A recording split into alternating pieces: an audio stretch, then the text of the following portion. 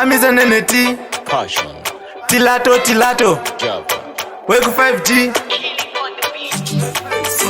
Mainini ava vari kundinetsa, asi moyo wangu uri kutitata. Zvekangu zvanga zvisina kukwidza, maspoti ndiri kuda kupedza. Ndiri kutsvaga baby ari vitini, kwete zvandiri kuudzwa naMainini. Pavari vari kuda kuti ndite plani, manje nini handizvigoni.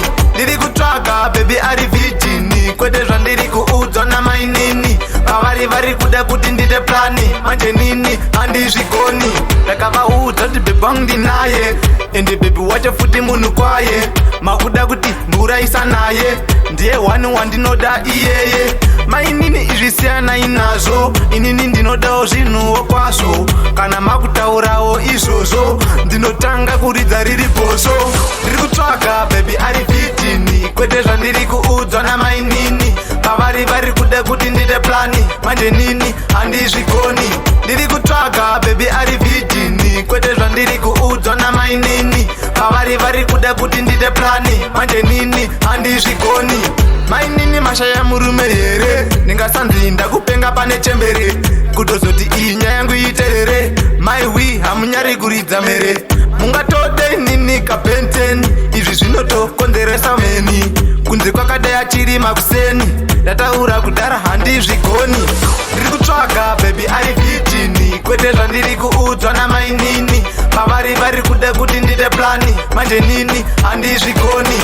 Ndiri kutsvaga baby ari vitini, kwete zvandiri kuudzwa naMainini. Pavari vari kuda kuti ndite plani, manje nini handizvigoni. Ndakavaudza kuti baby wangu ndinaye, ende baby wacho futi munhu kwaye. Makuda kuti muraisa naye, ndiye wani wandinoda iyeye. Mainini izvi siyanai nazvo, inini ndinodawo zvinhuwo kwazvo. Kana makutaurawo izvozvo, ndinotanga kuridza riri bhosvo. Ndiri kutsvaga baby ari vitini, kwete zvandiri kuudzwa naMainini. Pavari vari kuda kuti ndite plani, manje nini handizvigoni. Ndiri kutsvaga baby ari vitini, kwete zvandiri kuudzwa naMainini. Pavari vari kuda kuti ndite plani, manje nini handizvigoni. Ndakavaudza kuti baby wangu ndinaye, ende baby wacho futi munhu kwaye.